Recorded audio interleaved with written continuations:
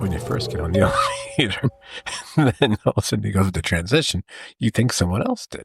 Like, who the fuck did that? Anyway, welcome to the Serious TV Drama Podcast. I'm Scott, and joining me once again this week, a podcasting partner that has far more outdoorsmanship coursing through his veins than mine, it's Brian. Hey, Brian. Hi, Scott C. How are you doing? Doing all right, Brian H. Keep forgetting to put that H in there because, I don't know. Are you an idiot? Oh, are you an idiot? Are you Helly? Are you playing with me here? I need to check and see. Are you an Audi? I don't know. I know I don't trust you, but that's what I don't need her ever to tell me that. but it's funny that little thing about the farting on the elevator. The thought occurred to me earlier this week at work when we were on where I work, and we're on like the 22nd floor, and they skip a bunch of floors and going downstairs by myself. But you always have that worry if you let one go in the elevator, someone gets on, they're just going to look at you. And then as we're going down, there was no one else on the elevator, but then it occurred to me, hey, if this is Severance, when I come to, do I think someone else did that? Right. I think so. I think you do. It's such a dumb way to be in the podcast. And by the way, I don't know if this is a subconscious compliment to you on my part or just a matter of never learning how to type like a normal person. But I noticed when I was compiling my notes this morning, one of the most frequent typos that I make, that I catch usually before, the final outline, is that half the time when I type your name, Brian, it comes up as Brain. I've had that my whole life. It's especially appropriate considering the series that we've been talking about as of late. Yeah. Because we are back. We are back to react, to review, maybe a little recap, maybe some rehashing. The latest episode of Severance, the 7th episode titled Oh, wait, no, that's Cobra Kai. What's this? Oh, yeah. Chikhai Bardo. There we go. That's the title. There we got it. I want to get all the levity out now because there's not a lot of levity in this episode, if any at all, quite frankly. Abandon all hope, ye who enter beyond this point of the podcast. Yeah. Oh, it's going to be a funny podcast. Probably not. Not so much. The episode that we're going to be talking about, I feel people are going to refer to it not just days and weeks, but years from now. It's going to be referred to as the Gemma episode. Because before this week, we'd only gotten maybe samplings of the near automaton like Miss Casey, and we've gotten talk of or seen photos of the true Gemma. We got a crash course on all things Mark and Gemma's relationship in this episode. And you can go from like the first 10 minutes of the animated film up, or any random chunk of Eternal Sunshine, or even that memorable episode of The Last of Us with the anti-Ron Swanson character. When you have the right writers, directors, and actors, and you cram an entire relationship down our brain holes and out our tear ducts, you can really yield some of the most truly memorable moments and make for some solid and emotionally resonant storytelling. And I think this episode was especially indicative of that, Brian. I think that watching this, my thought when it was over is the excuses for TV writers to say, we need to do this, we need to take time, we need to develop this. I'm not sure that in some cases that's not a crutch, or it's a strategy or a tactic to drag something out to make more episodes. And there are series, certainly, you and I have talked about other series that are slow, and we like that as long as there's character development. But this episode really was a master class in telling a couple's story in about 20 minutes of screen time. That we love these two characters, where they were going and wanted to know more. And they filled in all the backstory in that. And again, if we're keeping track, Scott, there are two big answers we got. We know who pushed the cart. We know that for sure. And Gemma's not a clone. That's right. You're right. That we got a big answer for one. We got some. Actually, got a few answers, and hopefully we've at least debunked, at least for the time being, one of the major, at least part of one of the major theories and the crackpot theories that are going on out there. And back to the nature of the overall episode itself. I mean, I really want to. And we've spoken a lot about Ben Stiller being the director of the majority of these episodes, and we talked about the director of the previous episode, Udo, whatever her last name is, because I'm not going to even try to pronounce it right now. But this one was directed by Jessica Lee Gagné. And now she's been a working cinematographer for the past 10, 15 years. This was her first foray into being the director as well. And actually, she's both on this episode. So it wasn't just visuals to achieve another's vision, it was our own. And we get such a wonderful mix of everything from, from sun-dappled soft focus to time-lapse photography to some really smart and smooth transitions that really underscore the pain and sadness being suffered by Gemma and Mark Scout for that matter. Now, we could very well cover the episode, from start to finish, going over all those striking cuts and dissolves and briefly joyful but ultimately poignantly sad montages. And I'm not saying we won't mention any of those things. I'm sure we will. But the way this episode is constructed, and they flip so much between the past and present for Gemma, with a little smattering of poor unconscious Mark Scout and those two bickering ladies we left at his house last episode sprinkled here and there, I think we're going to cut the episode up like this. We're going to start with the past, Mark and Gemma. Then when we get to the present, it'll be Gemma and Lumen. And then after all that, we can touch on Mark, his sister, and his reintegrator afterwards. His reintegrator. And I'm sure we will make mention of any number of visual flourishes along the way. There's a couple I know that I have in mind I want to point out, Brian. I'm sure at least one or both have occurred to you, and you might have other ones in your memory bank as well. Yeah, as long as I have access to that part of my brain, I have some.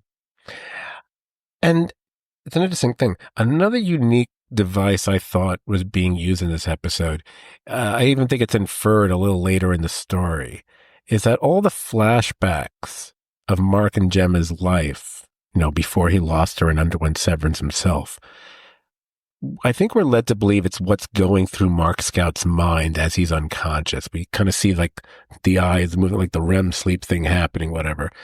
So I thought, at least as far as that stuff is concerned, the stylistic choices that I've just mentioned, the speeding up of the frames per second to the love-soaked haziness of other shots, one can chalk that up to the dream factory of a person's mind. It's not simply a visual effect to show off to the viewer, but it's the movie Mark is projecting in his previously bifurcated brain as he journeys through his memories of Gemma.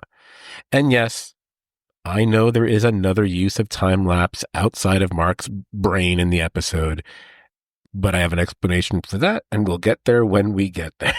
But I thought the time lapse was an effective way to say this is his brain rebuilding or properly indexing where things go.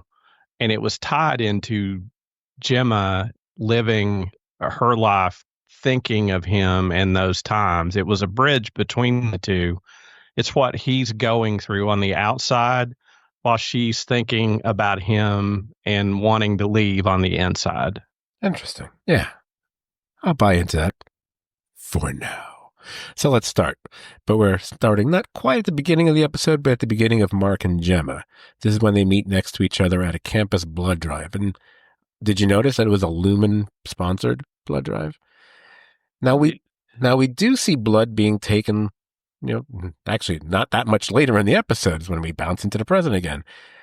So my first thought, before getting into any of the fun little bits of dialogue here, which kind of have parallels and echo later in the episode, do you think the Lumen interest in Gemma could have started as early as this?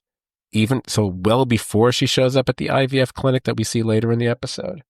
There are some interesting hints in this episode that maybe it's not Mark that's the focus of Lumen, it's Gemma, and Mark is integral to her, and she's not integral to him. There are some hints at that, but I want to go back to the very first couple of shots and ask you a question. Okay. Were you a little overwhelmed to see in this show suddenly someone out in the world walking through a whole bunch of people and it to be light outside, and not to be constrained by a hallway or a corridor. I thought it was supposed to be meant, and I like that you put it that way. It's interesting it being the very opening of the episode. I think it's supposed to have at least a slight shock to the system for the viewer because it's the realization like, hey, you know what we haven't seen before? Anything like this. Right. Be it, daylight with so many people streaming around and it's not, you know, not interiors or it's not where it's not on Mark's block where it's just kind of because the only people we have ever seen on Mark's block is Mark and his neighbor, at the time, so to speak, but nothing really beyond that. I also thought the way, because they do take the shot, from way above where they're small, and the thing that's always joked about when you watch movies and TV shows and everything, I was like, welcome, they're like ants. And of course, we actually get an ant farm, Yeah. not too much later in this episode. I was like, oh, that's kind of funny. Yeah, but I'll admit that my brain had kind of bounced right over that moment in the episode. So cool that you brought me back to remembering that. Did you notice, going back to the library, in their back and forth, and there's a couple things in their back and forth which is cute, and we'll get to one of them in a moment. But you notice one of the early things he says to her in their conversation is, "Who are you?" Yep. And Yep. I stopped it when he said like, "Oh wow." Yeah, I was like, that's not the first time we've heard his voice say. That's not the first time it's going to be mentioned on this podcast, but that's very interesting. I just thought that. The question of identity, the very first thing that's spoken between them, I found it a very cool touch, that we see them both engaged in their work before they talk. Yes. And you see they're both like well-adjusted, seemingly happy, normal people. Yeah. They're both academics. Apparently, we kind of pick up on that from the way they're talking about the respective classes that they're teaching and the papers that they're going over. By the way, not this morning, but yesterday when I think I wrote like my first two paragraphs for the notes and then I fell asleep for the whole night.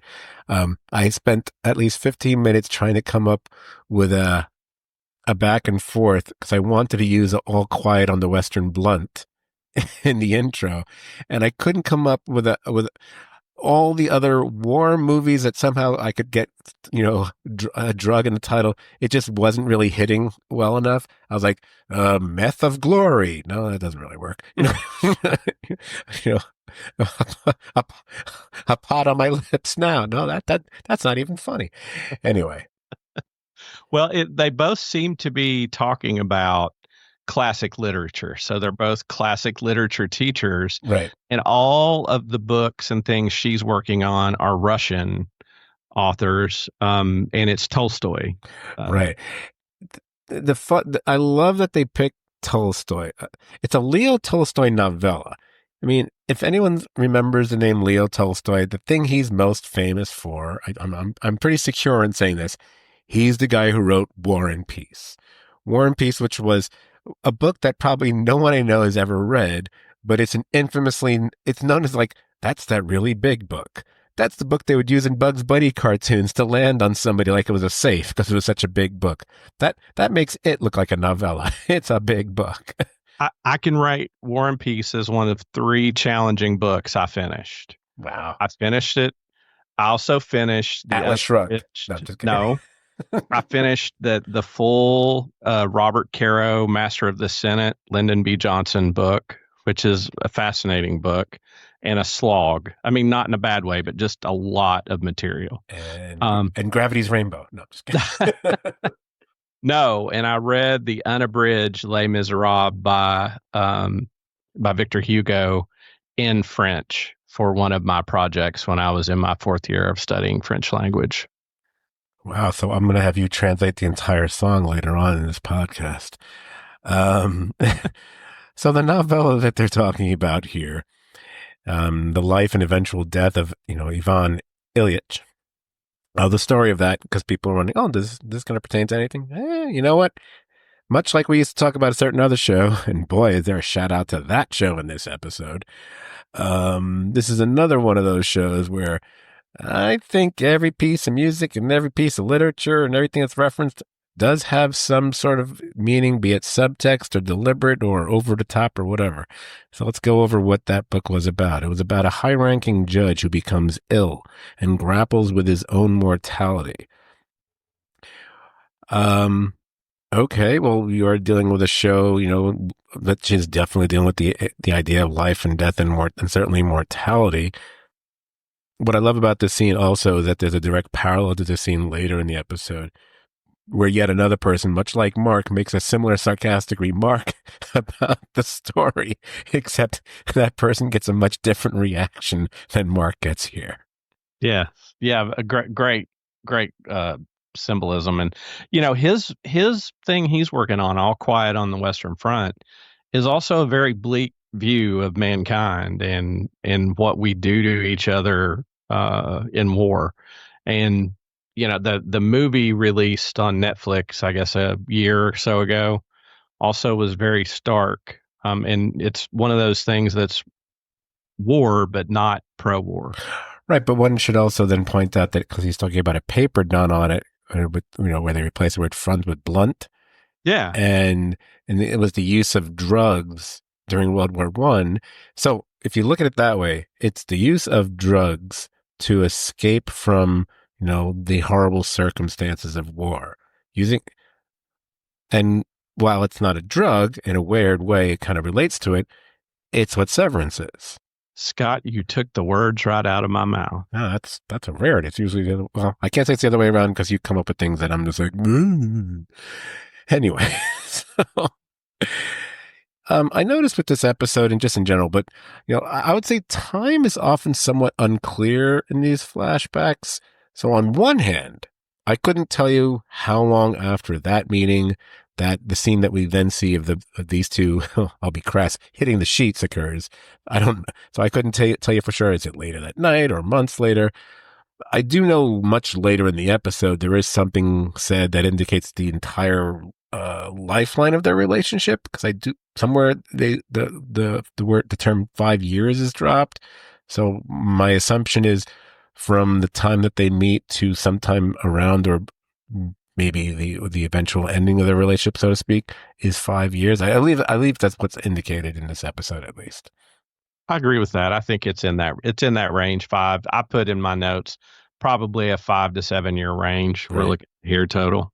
So it's right after this we do get that montage I made a slight reference to earlier, where obviously there is indicated a passage of time. Now the montage itself is set to the French song La Vase à Mille Temps, which is Waltz in 1,000 Time.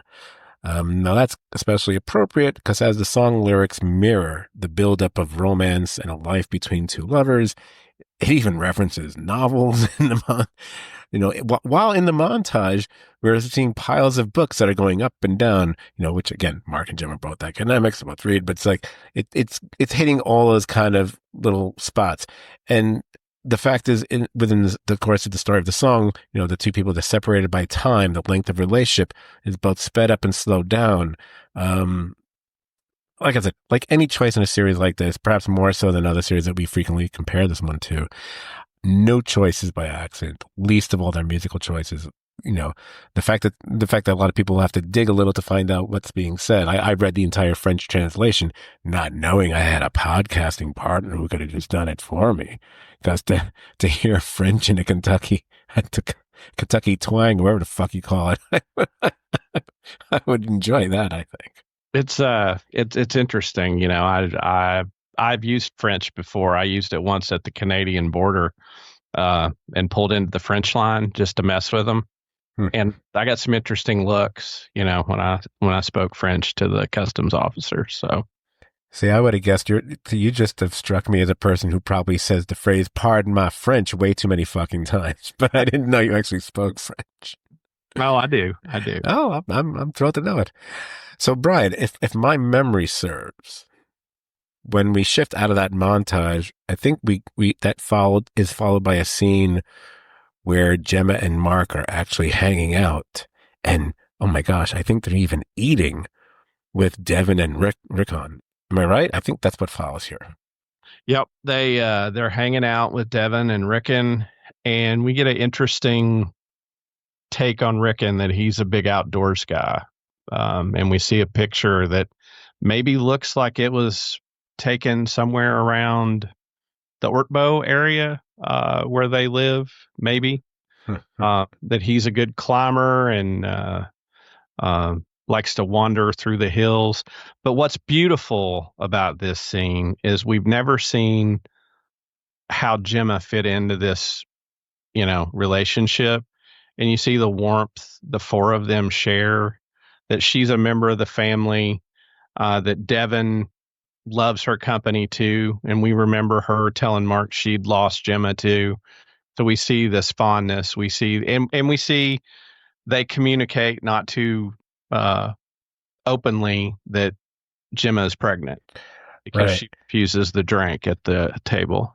And the realization and the expression on Devin's face kind of tells it all. And you're absolutely right by pointing out the closeness between Devin and Gemma, which Devin had referred to herself in a previous episode, but now we get to actually see it happen in real time here, so to speak, and which is also then echoed by something we'll see in the present day storyline that we'll talk about later. With the pregnancy, I think it's worth pointing out that we know that they really wanted to have kids. A couple different ways. First of all, in the earlier montage, we see that Mark has already purchased a crib and is showing off to build. And that's before she's, pregnant. I believe he also made a comment about trying to have kids when he was on a date last season with Alexa. By the way, am I the only one who's surprised that Alexa hasn't popped up this season as of yet? Because I kept thinking she would show up at some point. Because I recognize that actress and other things. I keep thinking she'll show up again. I wondered if she would, and I'd like to just mention, and as the courtship is shown, we see that wonderful little moment in in Gemma's office. And guess what? She's working on another Leo Tolstoy. Why do I mess that up? Leo Tolstoy piece, and I believe it's the Hajj Marat. Wow. And then we see their courtship. So I mean, they really are establishing the bona fides of them as academics and apparently literature academics. And so which we have Rickon, who's a writer, Gemma and Mark, who apparently are literature people. It makes me curious what we'll learn in the future about Devin. Right, absolutely. By the way, an acceptable mispronunciation of the author's name would be Tolstoy, because then you just add it, and I was like, he tells a story, a tall story. Maybe he's telling a tall story. But anyway, just occurred to me. See what happens? Scott don't need scripts. That's why I'm the king of podcasting. So,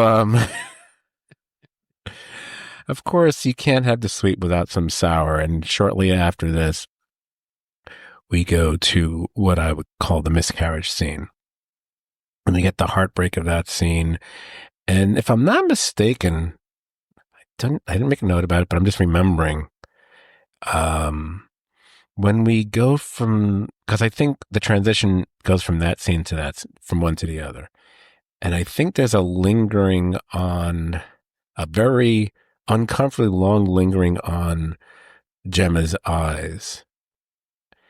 And for some reason, because it was one of those things where it just went on a little bit longer than it should have.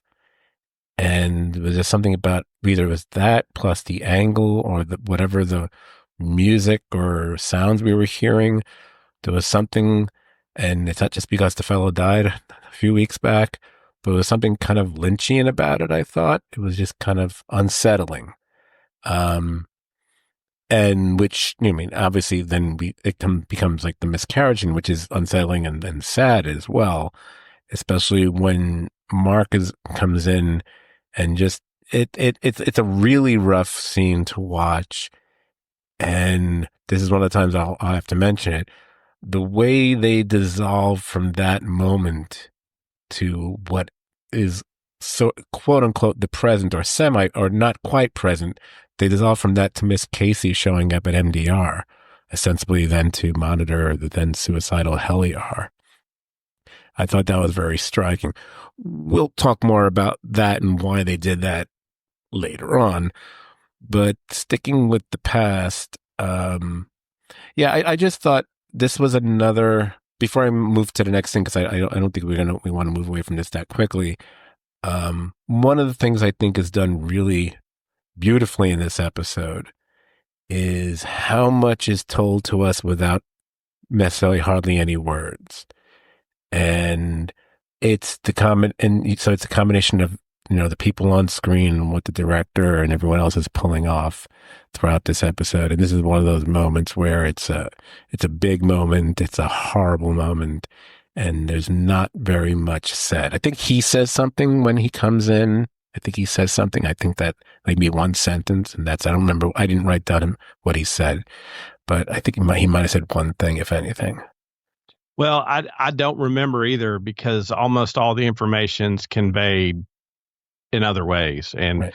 I thought to tell this story in this way was very sensitive to the topic, sensitive to them, and in a way almost like gave them privacy after it happened.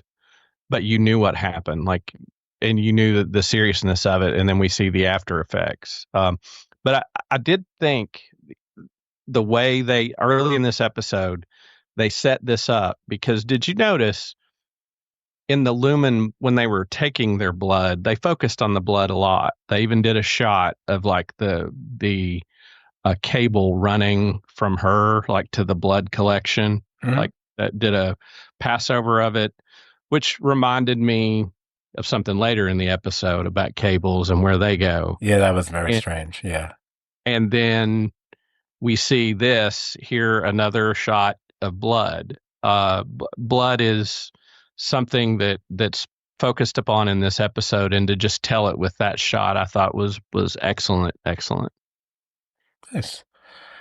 So, afterwards, we do see Mark and Gemma going to a clinic, and we believe it's an IVF clinic.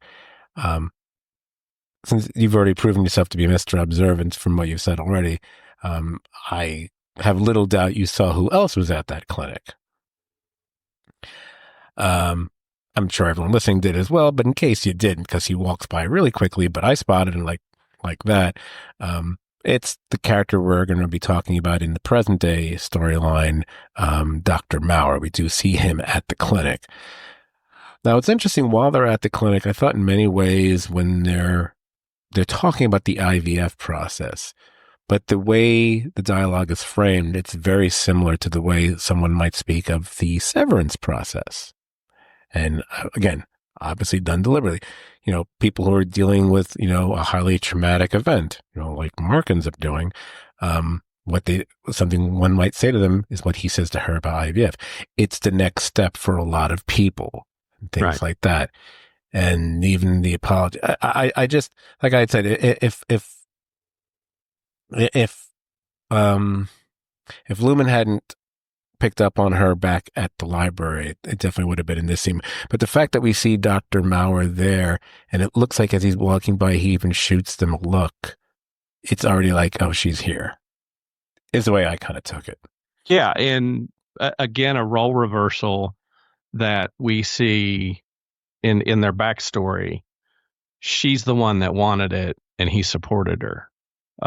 She needed this first, and was going through this process of IVF.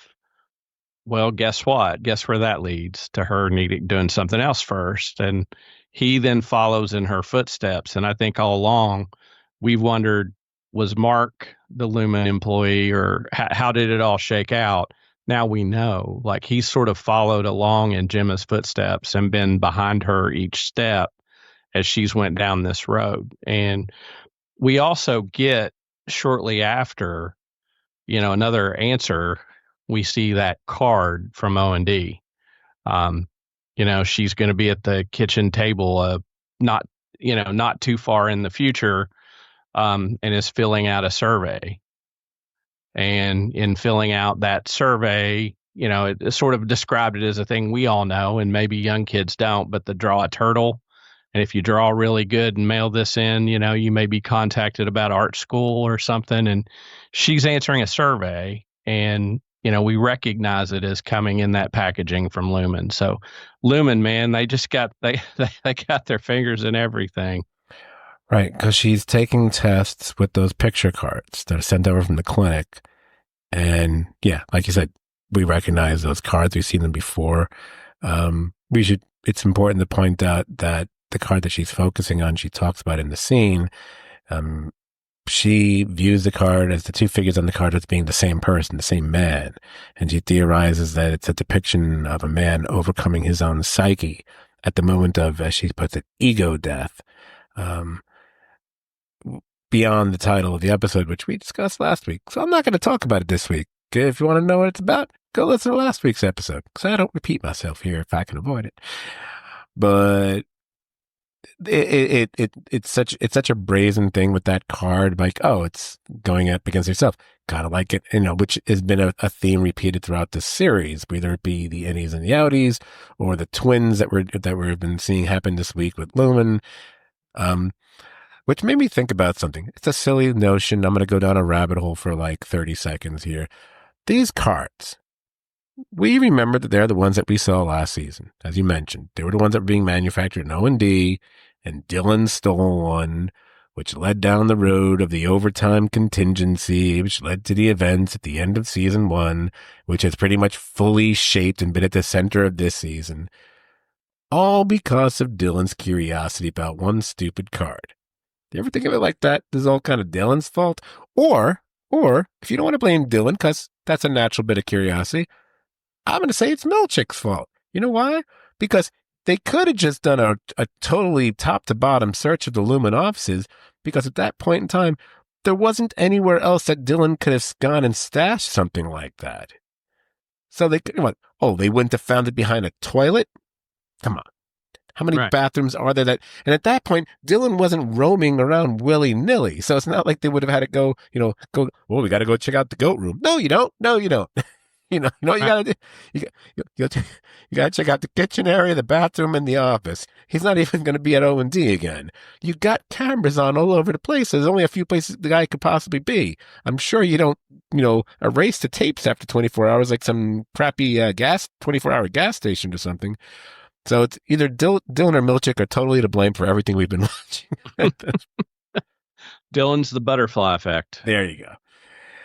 Anyway, back to more important things, Brian. I say from this point on, I mean, since the visit to the clinic, but from this point on, there is a definite change in the relationship between Mark and Gemma. And it's not simply one of grief and sorrow. Although, as we saw, these aren't emotions that Mark handles well anyway. So there's little wonder how we see how it manifests here. But it's also how Gemma is dealing with loss and where it's leading her. And which in of itself, kind of what you were talking about before about him following her lead, although I would say unknowingly to a certain degree. We know, we can, what's the word I'm looking for? Not infer, that's the word.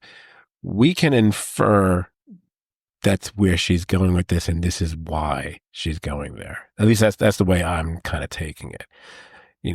If that makes any sense. Well, he's withdrawing from her, and he's becoming emotionally distant and a little bit passive aggressive towards her, and she's putting it out more in the open than he is. And I think we've seen Mark all along has trouble with expressing emotion on the inside and on the outside.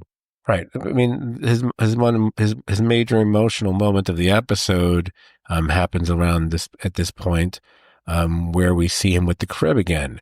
And you can say the crib itself represents, the hope and anticipation, not just of a child, but even getting pregnant at the time. And we see how Mark with it later and what it represents. It's the dream that, this is what it was. It's never going to come together. It's never going to be solid and real and sturdy, much like the relationship was and no longer is. And he pretty much kind of smashes the crib apart as he's essentially trying to build it, and he just breaks it apart instead, if I'm recalling the scene correctly. Yeah, and breaks it piece by piece, and she's standing in the hallway where he can't see her listening to it. And as he's dismantling it, it's hurting her. Right. And Brian, I think we know before there's even a word spoken, that final scene that we get between Mark and Gemma, we know that's going to be the final scene between Mark and Gemma. I mean, there could be a neon sign outside the window flashing the night of the supposed accident over and over again. You knew it before a word was even spoken in that scene. We do, but I think we see, unless, and we may find this out later because I had this question later, unless she wasn't really going to the party, unless she was headed somewhere else, and the party was an excuse because she knew he wouldn't go. Yeah. I'll tackle that right now, and I'll put you on pause for 5 seconds. Like, there was never a fucking party for her. That was never her intent.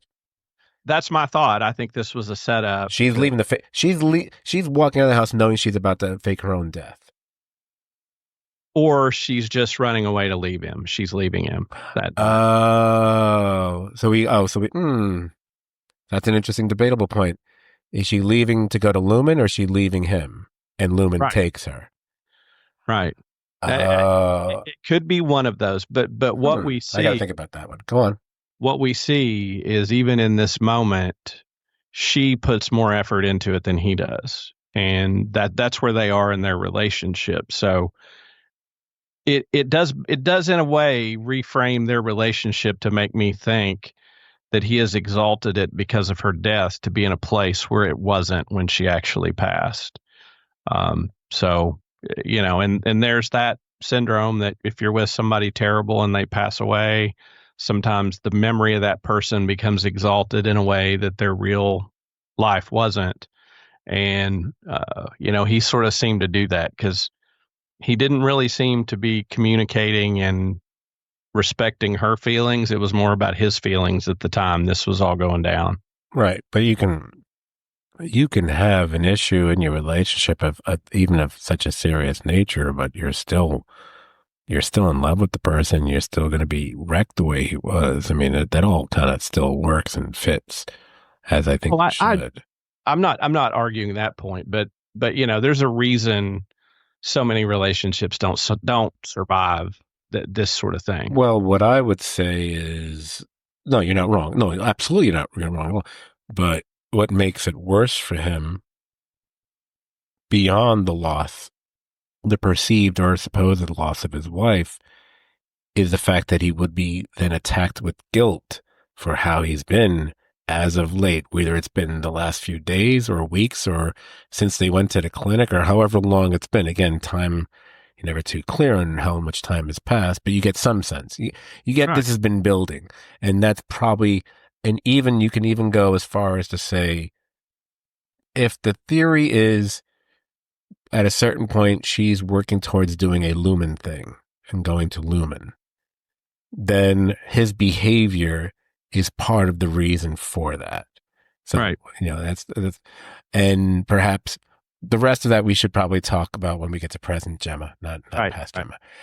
I'll just add this point, and I think we can move on. And what I think would be a great piece of writing for this show, if I was a writer, and I know I'm not because I'm the best podcaster, you're the best writer.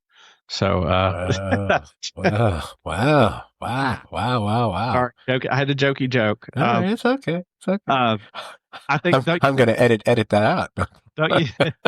Go on. Don't you think a great thing, the first thing for him to say if he's reunited with Gemma as Mark, Audi Mark, wouldn't like the greatest thing for him to want to say is "I'm sorry"? Like maybe that, what's our biggest regret? We didn't get to say the thing we wanted to say before somebody passes. And he probably does love her and didn't tell her. And I think it would be a great thing if when they're reunited, like he says, "I'm sorry." Yeah, it would make more sense than the "I'm sorry" he drops at the clinic where he didn't need to say "I'm sorry" there. Right, exactly. So just shortly after this is one of those, it's cross-cut with events in the present that obviously we'll be talking about soon enough. And to draw the parallel between matching that up against this past memory. Officers or troopers or whatever they are, they show up at Mark's door And once again, we don't need any dialogue to know exactly what's happening. But got to mention this as it's a nice shift as we're going to be shifting into the present in a second here. Did you notice that during this cross cutting and then there's a dissolve? It's a really gorgeous one where they dissolved from Gemma in the present, and it looks as though the way they framed it that she's imprinted on the back of Mark's head, and Yeah. it's kind of in the area where they make the cut for Severance. And I mean, it even takes you back to thinking about like that final shot in the opening credits for that matter. I mean, I rewound it a couple times back to see how they did it. I was like, oh, that's really nice. That's such smart. It's a smart little piece of work there. I thought that was the thing that made me look up who was doing the directing, and I realized, oh, she's doing both. Well done, Missy. Well done. Oh, she was fantastic. And this shot, some of the overexposed shots, like, that showed sunlight and implied summertime and things we're not used to in this show, she really killed it with. But this shot in particular, and the way they intercut this back and forth of him showing the loss of her in the past and showing her losing her agency, in the present, were really effective. Yeah, absolutely, absolutely.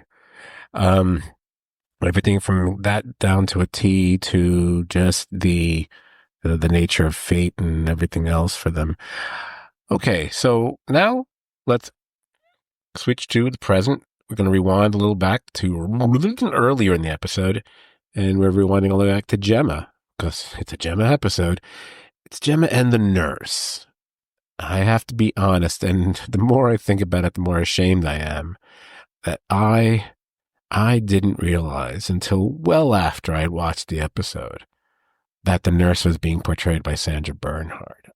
Really? I didn't recognize her. It didn't, and I'm someone who saw Sandra Bernhard on the David Letterman show a million times in the 80s, and everything from her silliness with Madonna. I know she appeared on a few seasons of Roseanne, but that was also when Roseanne was starting to become a really crappy, annoying show.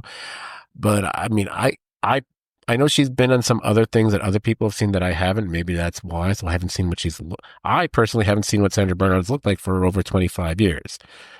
Other people have, and they recognized her. I didn't. I was freaked out that I didn't. I was like, how did I went back and put it on like, oh my God, that is her.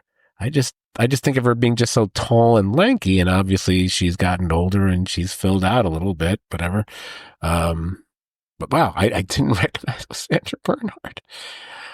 Anyway, speaking of such realizations, I think we, the viewer, we know almost instantly or pretty quickly that the person we're seeing, this is Gemma. This is not Miss Casey or perhaps even some other persona. And we get the interesting questions. And I like the great thing about this episode. I mean, obviously, if you're a Severance fan, you're going to be paying attention to every detail you can without. I mean, if you're some dweeby podcaster, you might be pausing it a million times as opposed to trying to enjoy the episode like a normal person. But there's going to be points in the episode where you're going to be paying a special attention, I believe. And I think as much as everyone was watching was probably, you were paying probably decent attention to the past stuff, but you were probably really honed in on the present stuff because, ooh, okay, yay, backstory, blah, blah, blah. But it's the present stuff is the stuff that's keeping me up at night. What's going on here? So You're listening to every word here. So whether it be weird scenarios, like if you were caught in a mudslide, would you be more afraid of suffocating or drowning? By the way, did you notice they said drowning? drowning. As in, and suffocating, which are both, dying of suffocation or dying of,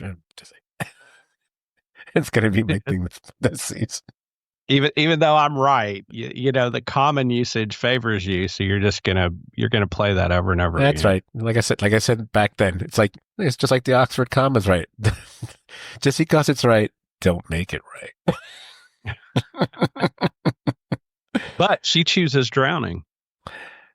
Yeah. Which, I don't want to keep saying, is drowning a theme on this show? Because we've certainly gone there a few times. Well, we're gonna hear a little song about a whole bunch of people that drowned in just a few minutes. Hey, refresh my memory. and I'm being honest because it just occurred to me. What was it that Mark said when he was talking about, was it choking on her ghost? Was that the phrase that Milchick brings up to him? He, about Feels getting, like it's choking on her ghost. okay, I couldn't remember if it was a drowning reference or not. So that kind of falls right into the suffocating drowning category. Yep. Choking. Oh, I'm a ghost. Anyway, but the question that when she asked about how many rooms today and six, and I'm like going, oh my God, have they turned Jem into a poor little cleaning woman? Everything's so white. How would you ever keep anything clean? We know that's not what it is. And there's something only mildly racist about that as well. Uh, we, we also notice, once we go into the corridor, that this is a different style of white corridors. It's not, the simpler planes of walls that we see before. There's a lot more going on here. But we know that this is the testing floor. And that's very important. Because we know the testing floor is where Miss Casey was sent when she lost her position as the wellness counselor. And it's one of those times where I just had to take a step back and just start processing the information we have so far. That we know the long dark corridor that leads to it, which isn't too dissimilar from the corridor that leads to the break room, quite frankly, where they break your spirit and soul. That corridor hallway, that is what's called the exports hall by the folks over at O&D, where we saw someone wheel a shipment of dental tools from O&D to that hall and thus that elevator. And as we mentioned before, we learned pretty quickly the person who was pushing that trolley of tools was Dr. Maurer, who is a disturbing and genuinely creepy guy who, well, they talk about people being obsessed with other people. He seems to have a very unnatural thing for Gemma, and he seems to appear in some form in all of the rooms that she's sent to throughout this episode. And as we mentioned before, we also saw him for a few seconds in the IVF clinic during one of those flashbacks. Now, the funny thing is, I didn't know it was Sandra Bernhard, but I did know that this was Robbie Benson, who is a somewhat well-known child and teenage actor. If you go back to the 70s and early 80s, he's a guy who continued to act and does voice work, but he also branched off and does a lot of directing. But let's get back to the testing floor, because that's what we really care about here. Testing floor appears to be largely made up of a series of rooms, all of which are labeled a different name that if you're paying really super close, super nerd-like attention, and let's face it, most of us weren't last season. We should have. Go back, take some screenshots. You'll be happy you did. Some of these names are also the names of files we've seen being worked on by the microdata refinement crew. We even see another one of them later in this very episode. Mm-hmm. Now, the rooms, at least what we've seen of them, they all seem to be based around normal, everyday, yet unpleasant scenarios. Brian, at first when I was watching, when we had the dentist one, I was thinking, oh, is each room going to be based around a type of a fear? And because then there's another one which seems very fear oriented. But then a third one was like, I don't think that's a fear. They all seem to be just unpleasant circumstances, unpleasant situations, and how do you react to being exposed to them over and over? Because, filling out endless thank you notes, I don't know if that's so much a fear as just something you loathe, as opposed to experiencing, at the very least, major turbulence on an airline flight. I think there seems to be a plan to stress test her to see if Severance will break down. Yeah, and I think that's exactly. Yeah, these are different types of people's greatest fears. What if you polled the general public? It would be public speaking. An airplane crashing, getting on an airplane, and going to the dentist is a common fear. I mean, that's what these seem like to be stress tests. And as I made and alluded to it earlier, I feel there can be little question that last one, the turbulence on the airline flight, which looks like the plane's about to go down, and there's a little question, at least as far as I'm concerned, that was done to kind of, just tweak the Lost fans out there, because we know that's one of the shows that's certainly in the DNA of this one. I mean, hey, there could end up being more to it than that. It all remains to be seen, But like Lost, with its many funkily named hatches, which we've made this reference before in this podcast, let me give you a quick, well, I don't know if it'll be quick. I'll give you a rundown of the names of all the rooms. I'll do it in alphabetical order. There is Adelaide. Hey, wasn't Adelaide the name of the female character on that show we used to watch that began with the letter R, about the guy who got out of prison who was on death row? Rectified. Wasn't the girl named Adelaide? Anyway, we have Allentown, which turns out that's the one where she's forced to fill out all those endless thank you notes for things as dumb like an electric router. So we don't get to hear any Billy Joel songs. So again, another show disappoints me. Then we have Billings, Cairns. If I stick with alphabetical order, I'll just throw in Cold Harbor, although maybe I should have saved that one for last. Drainsville, which we're going to see later in the episode, Loveland, Lucknow, Rhodes, St. Pierre, Siena, Sopchoppy? I'm probably not pronouncing that correctly, but I don't know how else to say it. Wellington, which is where we had the dental torture kind of thing, which plus when you have fear of dentistry, you can't help but think of things like Marathon Man and the Nazis in general, quite frankly. Right. And speaking of Nazis, let's get to the Swiss with Zurich. That is Swiss, right? Now they don't show us the name of the room where the airplane misadventure occurred. So my guess is that room is named either Abrams or Lindelof or something like that. It's called Dharma. It's Dharma. It's the Dharma. It's the Dharma room. I do think we get another little nugget when she goes into the dentist where she said, "It's been 6 weeks. Can I have a break?" And it makes me wonder if each of these rooms she goes into, like there's a memory component that means in that room when she leaves, like it pauses that room and that room only, and no other experience in any of the other rooms starts recording after that. It's on a separate track. Like there's multiple partitions in the chip, because otherwise she would say, "It's been 6 weeks. Can I have a break?" And he says, "Well, you just got here. Like you've been gone." So like her conception of time is maybe being split among all these different experiences where they record on separate channels, if you will, in the chip, which is something that I thought this told us. Well, that's gonna tie into something I was wondering about, which I'm gonna get to now.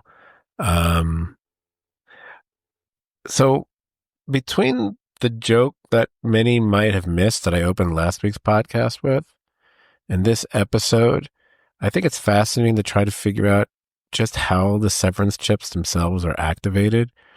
Because as we've seen, we might joke about, well, if you go through the stairs in the hallway, all of a sudden, and here it has nothing to do with what depth one is lowered to, at least not literally. It happens once they enter the room.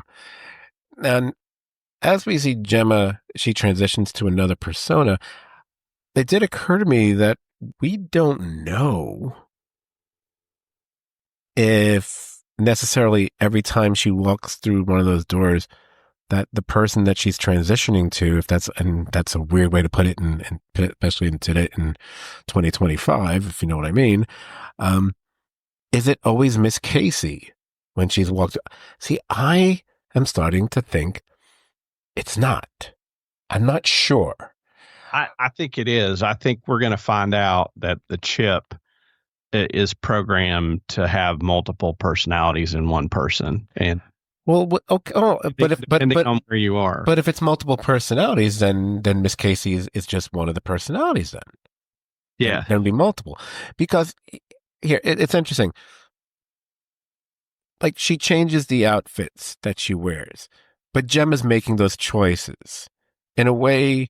She's dressing herself, or dressing her about to be personas, like it's her own doll or baby, kind of like the thing that Helly was complaining about in the last episode. So that's why you see all these different outfits she's wearing, but Gemma's the one making those choices for whenever she walks through the door. So I was trying to figure out, is it Miss Casey who's being subjected to all these forms of torture? But then I kept thinking about the scene with the thank you notes. And there's nothing about the woman in that scene that makes me think of Miss Casey and her attitude and her manner of speech. But part of me was thinking, well, maybe it is, but even someone like Miss Casey is reaching her breaking point, much like Gemma clearly has already. And maybe, the frustration, let me put it this way. Gemma's being subjected to constant memory tests and being prodded by both the nurse and the doctor here. But you can see that she's losing patience, and maybe and whether she initially went along with all this, it's almost a moot point now, because it doesn't look like she wants to go along with it much anymore. So I wonder if her own growing frustration and the experiences that are happening behind each of these closed doors, things are kind of bleeding through both ways, which leads to what she does, a little bit later in the episode. I started to get ahead of myself. I had to stop myself, but I think I That's stayed on okay. track there. That's okay. No, I think I sort of agree with what you're saying, but I'm curious why when she walks in a room, her conception is that she's never left that room. If she's been to other rooms as Miss Casey, like because later in the episode, she says like she's been to all of them but one. So if she's going room to room to room, you would think that that memory would write sequentially. And it doesn't appear when she enters the room with the dentist that anything has happened since she left that room the last time. Well, my impression was that they never feel like they've left. They may feel like they're leaving to go to another room, but they never actually make it there. So maybe she's in the living room of her home by the Christmas tree, and maybe she does get up to leave, but then she's right there back again, which makes it an unending torture, like having to, say, repeat an apology over and over again. It's a fascinating idea to think part of you that is conscious never sleeps. And the thing that they're testing her for constantly, and again, it's talking about as we hear Mr. Drummond say to Dr. Maurer run around this point, he says the phrase, are they making sure that the severance barriers are holding up? And I think to a large extent, what they're putting her through is to testing that, is how all these exquisite and unique forms of, well, I don't want to keep using the word torture. It's what you were talking about before, stressors that can affect different parts of the brain, whatever. And are they still holding up? And they seem to think it is. I'm wondering if they are. That's a good question. And, I think we're about to find out soon, but I think we should talk about what happens in the secret room Yes. with Drummond and the doctor. Perfect. Exactly where I wanted to go right there. Because the first time it happens smack dab in the midst of all these Gemma testing floor scenes. So we need to talk about what happens in that odd little room.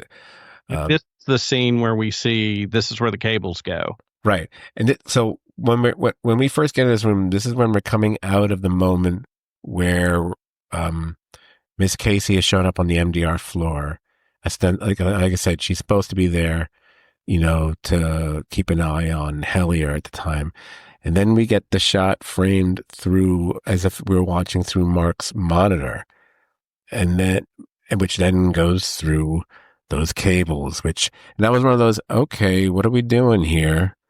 And slightly reminiscent of what you mentioned with the blood and the tubing earlier in the episode. And we see they lead to this room. And in this room, we see 4 monitors with 4 people, shades of MDR, quite frankly. It's even 3 men and 1 woman, if I'm not mistaken. Yep. But we kind of focus on one we see a tapping foot, and we move up and we only see the top of a person's head, kind of like a Kilroy kind of style, where we just see his eyes watching the screen. Then we see the screen and we realize we're watching Mark work on, his grouping of numbers, whatever. And we can see the name of the file, and we see it's Drainsville, and then we get some time-lapse photography where it starts to speed up. We're flicking between what we see on the screen as far as what's going on in the MDR offices and Mark doing his refining, as well as the person watching. And you realize the reason they're doing this, the reason we're getting time-lapse photography here, and we're mainly focusing on the eyes of the person watching the monitor that's plugged into Mark's computer, this is really done simply to catch us up to present day. Yep. So we can see that this room, oh, by the way, the only thing I thought they missed an opportunity here, although it wasn't clear because I watched it, I rewatched the scene because I wanted to make sure I wasn't wrong about this. When they come out, and it's clearly supposed to be present day, because there's the comments that are made between Drummond and Dr. Maurer, one of which clarifies it even further later when we hear what percentage Mark is up to at this point, where he's up to like 95%, like kind of the nosebleeds are kind of held him back, whatever. But they framed the shot in a way where you couldn't see for sure if it was still 4 of them or not. So I was wondering if maybe there would only be 3 of them since there's no more Irving. But they framed the shot where you can't see if they. I think there's still 4 because the only one you can't see would have been the person that was just over to the side, which was actually a woman, if I'm not mistaken, who would be the person watching Helly's computer, presumably, if they were trying to match genders and all. So that made me think maybe they didn't bother. I'm not. I mean, obviously, I don't know, and it's just we're just speculating here. I do like some. Probably the only things that are remote laughs in the episode at all, other than maybe a line that Devin has, maybe, is the interaction between Drummond and Maurer. There's something kind of bizarrely comical that happens a couple times between them. Especially when they're touching, whether they're touching on Maurer's clear obsession about her, like technology. You like her? Oh, she's easy to like. Didn't she try to break your fingers?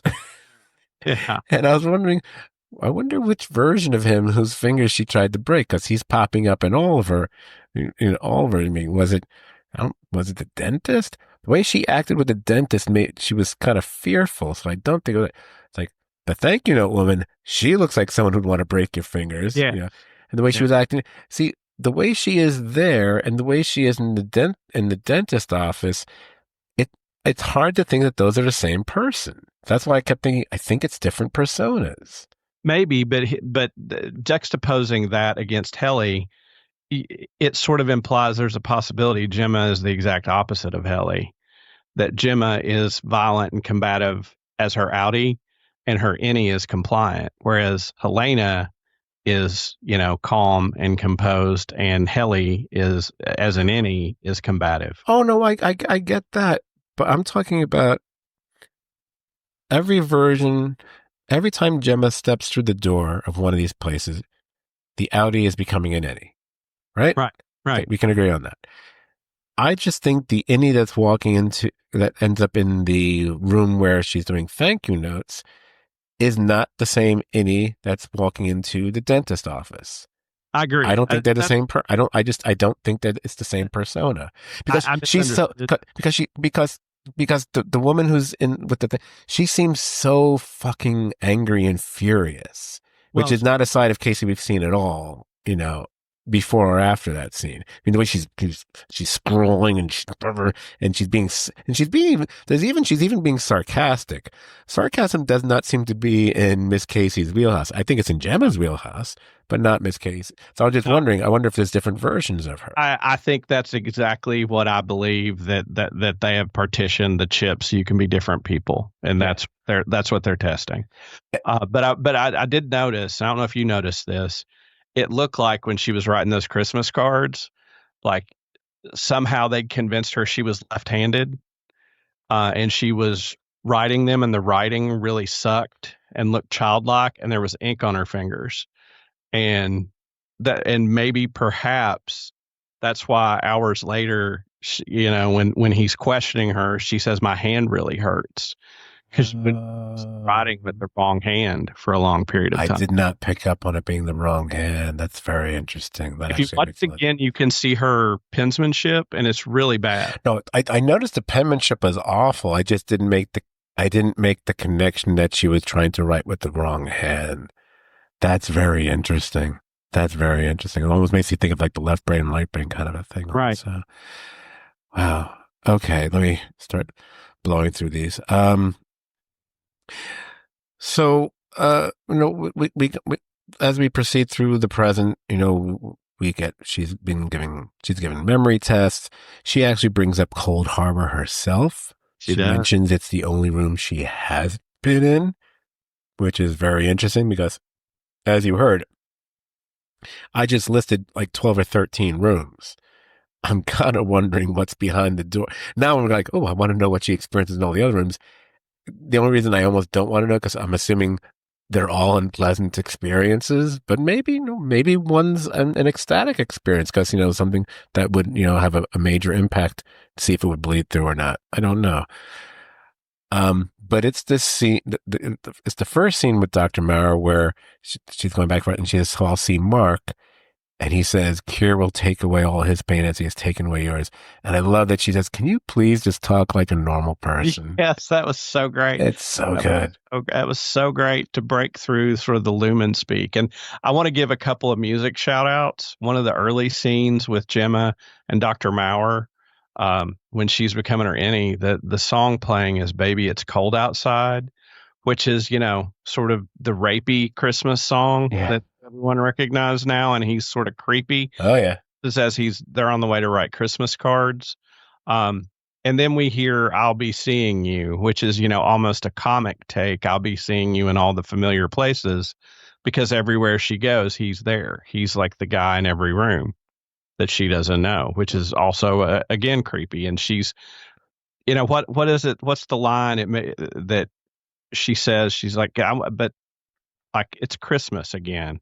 And it's always Christmas. Yeah. It's always Christmas. Yeah. It's like, oh, it only comes once a year, but it's always Christmas. Yeah. There's a character you should meet on Only Murders in the Building.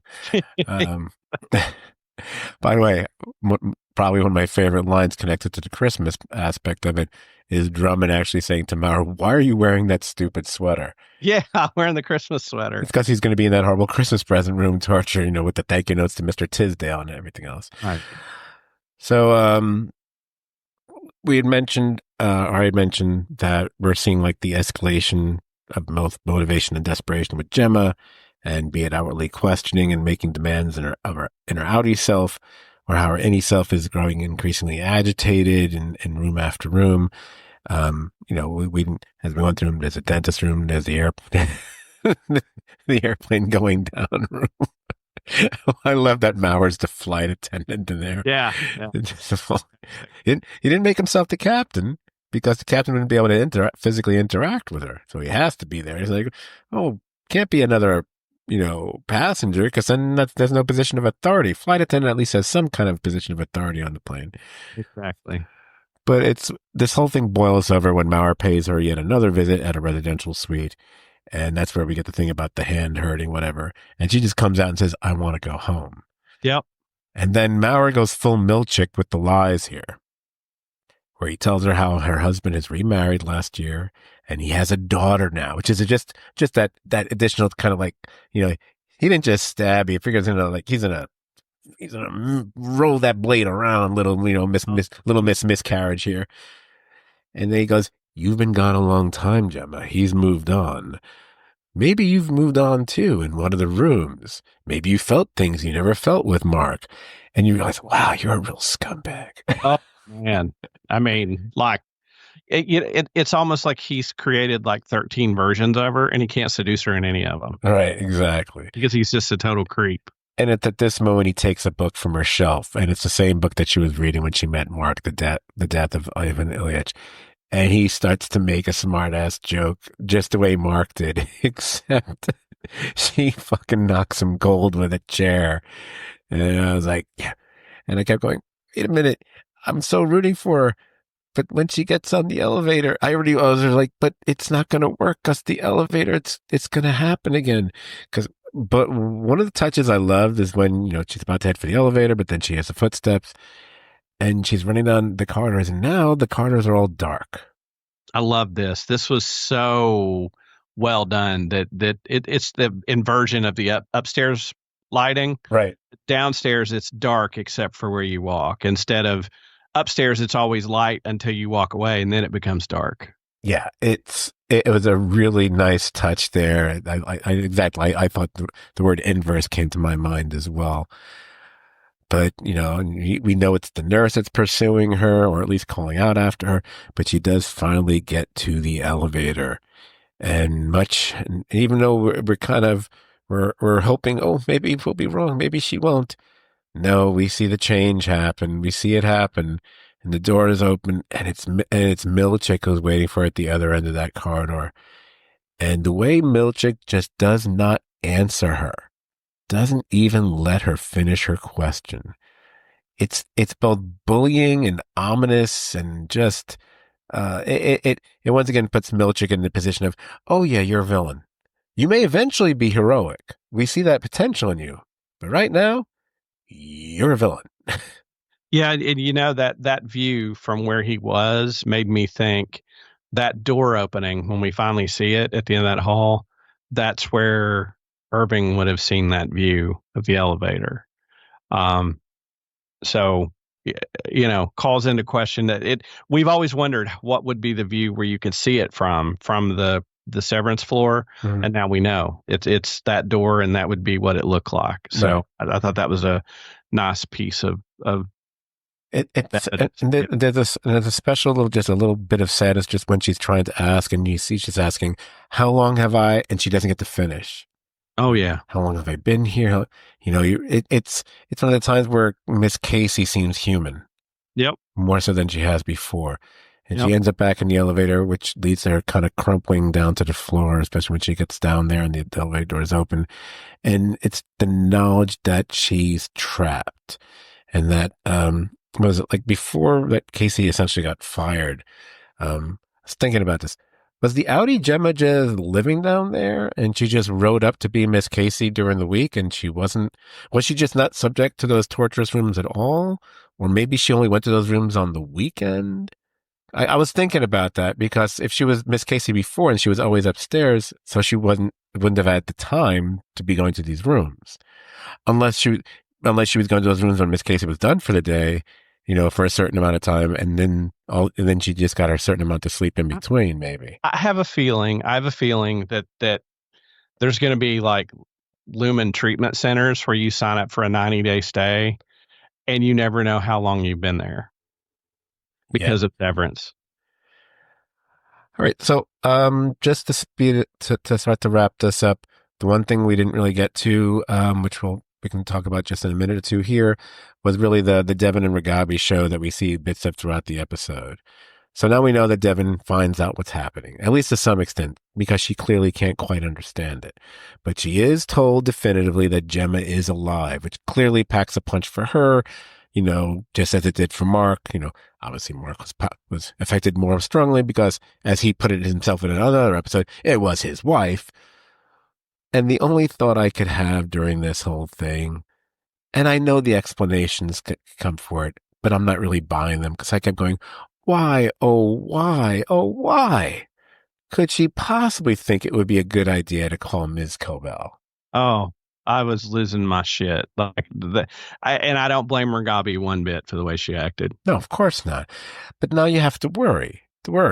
Does this now, because of her threatening to do this, does this mean this procedure is not going to continue? Isn't this potentially more dangerous for Mark, considering how far he's already come? Did Devon, in fact, place the call? And maybe we fucking see Cobell showing up the next episode? Is it even plausible or rational to think that Cobell would want to sincerely help? I don't know about that. Mark certainly isn't going to fucking trust her. And the plaintiff line here between Devon and Mark was just her saying, "Oh, Mark, where'd you go?" Right. And I'm like, well, we saw where it went there. That was really sad. Well, she asked that, and then he sees flashes of his happier times with Gemma. But I want to point out an interesting bookend to the episode, and that is the first thing Devon says in the episode is, "Mark, please come back," and that's at the very beginning. And then at the end, Gemma is saying Mark because she wants to get back to Mark. So it like sort of bookends the two most important women in his life, with Devon at the beginning and Gemma at the end. Right. Oh, I thought you were going for Devon saying at the beginning, "Oh, Mark, please come back," and at the end, "Oh, Mark, where'd you go?" Because I thought just dialogue. Yeah, well, I was doing that as well, but it also bookended his sister and his wife with her, calling out to him at the end in the elevator, whimpering and being taken away, like completely defeated and captured. Right. It's funny. Once again, it's almost, these are things that are hinted at even in the opening credit sequence. So I wonder if there's going to be a moment where we see Helly, on the elevator down, because I think they do a quick, between Gemma and, Helly being on the elevator that goes to the testing floor towards the end of the opening credit sequence. Alrighty then. I think we can move on to end this because, I know people got places to go, things to do. Okay, we got a couple of things to cover on the next time on this podcast part of the show here. First of all, we will be back in roughly a week's time to talk about the next episode of Severance, which shares my old nickname in high school, Sweet Vitriol. Yep. There goes Sweet Vitriol again. He hates trigonometry, that one. That one will be directed by Ben Stiller, and I noticed there were multiple writers on it. Interesting. Could be a good one, should be a good one. Presumably, knock on wood, where's wood? This ain't going to come out on the podcast because I filter out all the noises, so you're not going to hear it. But imagine I knocked on wood right now. It sounds like this. You heard blank because I just probably edited it out. Presumably before that, Brian will be stepping into the sidecar seat next to me as I zip off to our other podcasting adventure, The Twilight Zone. And those podcasts are on this very same feed and really are a worthwhile listen. We will be talking about the 5th and 6th episodes from Twilight Zone Season 1, Walking Distance, and Escape Clause. So feel free to hop over to Paramount Plus or Amazon Prime or wherever else you might find the old Twilight Zone and watch those episodes. Hey, you know what? Go watch the first 6 so you can listen to the previous 2 Twilight Zone pods as well. Trust me, you'll be glad you did. Now, you can find this podcast on plenty of platforms. Spotify, Apple Podcasts, Amazon, to our home base at podbean.com. You can follow the Serious TV Drama Podcast, sometimes known as the STVD Podcast, on Instagram, on X, Twitter, and on Blue Sky. And you can email us feedback and comments. No one's ever going to bother. To stvdpodcast@gmail.com. I always remember to check like Friday night and early Saturday. Oh, I got an email from, what did I get an email from? I think from my local councilman and Pornhub. Anyway, Brian, if you'd like to give a shout out to the traitorous podcast you appear on, because on our podcast, we do let folks promote other podcasts they appear on. But, so it's okay. We also, we fucking pioneered the extended humorous introductions of co-hosts, but, some people want to fucking do it also, whatever. And now they're recording really late. Oh, I wonder who does that. Whatever. Anyway, Brian, you can do your shout out now. Good, sir. Well, if you enjoy the Peacock show Traitors, we do a Traitors cast on the Crazy Hank feed, under the title Tally the Votes. It's in the Jay and Jack network, also under the whole enchilada feed. It's me and 3 co-hosts, David, Jamie, Christy. We have a great time. So, and I know we're getting ready to finish here, Scott, but I know you're going to do what they call in the business a tag on the end of this. But before I leave, I want to say what Scott's about to tell you about the show Paradise. Absolutely in the running for an episode of the year with no spoilers. Incredible episode of television. And he's also going to talk about one of our favorite actors. And I just want to share quickly that it was probably a month ago, we actually had a long conversation off the air about Gene Hackman. Do you remember that? We were talking, is he on Mount Rushmore or not? Oh, yeah, that's right. Long conversation. It was about a month ago. That's right. It was with you. I didn't know if it was with you or Joe. We were having a 70s great movie actor conversation. We're talking about, De Niro, Pacino, Nicholson. We're trying to figure out the fourth slot. The fourth person. Was it Hoffman or was it Hackman? I was like, we can make a case either way. They both got Oscars and whatever. It's like, can't we make Mount Rushmore 5? Because we're just going to skip Robert Duvall entirely, probably. Right. Well, but I just thought it was funny that we weird. had that whole conversation, and it made me think a lot, and seeing the remembrances of him and all his movies that we just talked about that, and he was in my mind. So Scott, I thank you. At this point, I'm going to bow out and let you finish the podcast with your tag, and we'll see you all next week. I'm headed up the elevator, and Scott will be 10 minutes behind me. Yeah, we have to stagger our exits. That's right. See y'all. See ya. So as Brian mentioned, and honestly, if he hadn't mentioned it, I totally forgot. I wasn't going to mention either of the two things because I totally forgot about it. Um, Number one, Paradise. Um, I don't know why there's some people who seem to feel like the first episode was great, but then it was kind of and now the episode this week, the seventh episode, kind of brought them back. I think the show has been solidly good from episode one on. I mean, one can quibble one was better than the other, blah, blah, blah, but it's been a pretty good show. Maybe some of these folks didn't realize just quite how much of a genre show it was, and perhaps that turned them off or not. I don't know.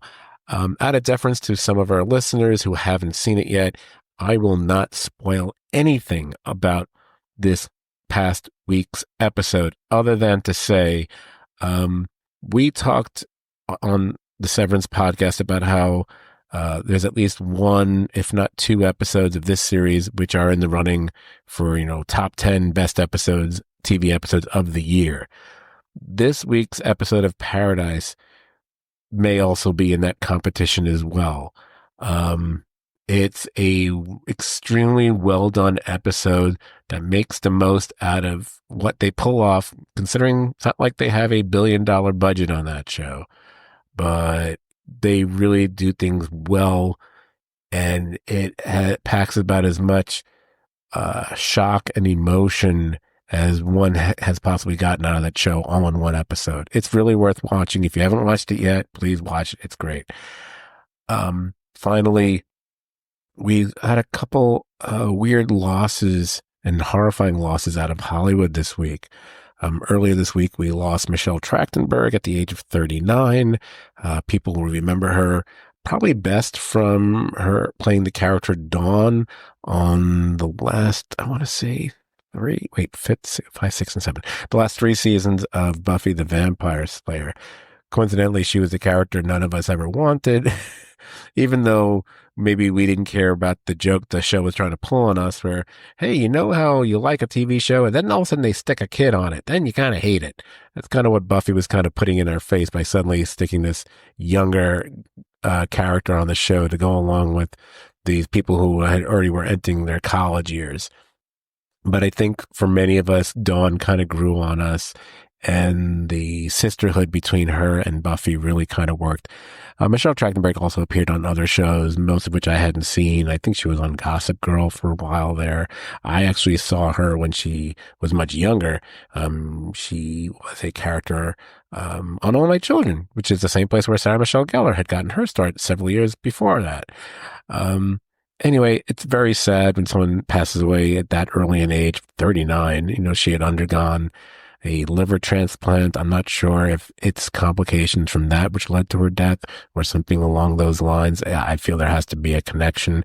I have not read any articles recently to know that for a fact. Speaking of reading articles and not knowing things for a fact, as Brian just alluded to, we also lost Gene Hackman this week. Gene Hackman, who I contend is one of the great or greatest American actors of the 21st century, specifically the latter half of the 20th century. Did I say 21st? I meant 20th century. You can rattle off the roles from Bonnie and Clyde to French Connection to Superman to Mississippi Burning to Hoosiers to the Royal Tenenbaums to The Firm to No Way Out. There's so many excellent roles in Mr. Hackman's career. Oh, forgot to mention Unforgiven, one of my all-time favorites, quite frankly. Someone who could play, heroes and villains and everybody in between and your average Joe. One of his all-time greatest role. I think his greatest role is not Popeye Doyle in French Connection. I think it's Harry Call in The Conversation. I think that's just sheer textbook brilliance and should be shown to all future actors. I put that up against any Daniel Day-Lewis performance, quite frankly. He died at the age of 95, and anyone who's listening probably already has heard about all the mysterious and rather bizarre circumstances that have come out since word of his death, involving both his wife, who was some 30 years younger than him, and even one of their dogs. We all thought it was carbon monoxide poisoning, but it seemed like that was not the case. And I guess we're all waiting to hear the results of the autopsies and so on to try to piece together exactly what might have happened. No matter what happened, although obviously the man lived a life and lived a full life to make it to 95 and have the resume that he has, like few others do in this business. But still, it's a tragic way to die. You wish that if you hit 95, it can just be purely natural causes and not something unnatural. But I guess we'll wait and find out. Okay. Kind of a weird note to end the podcast on. Like I had just said to Brian, I'd actually forgotten I was going to say anything about either Mr. Hackman or Paradise, but since he brought it up, I felt I had to close the loop there.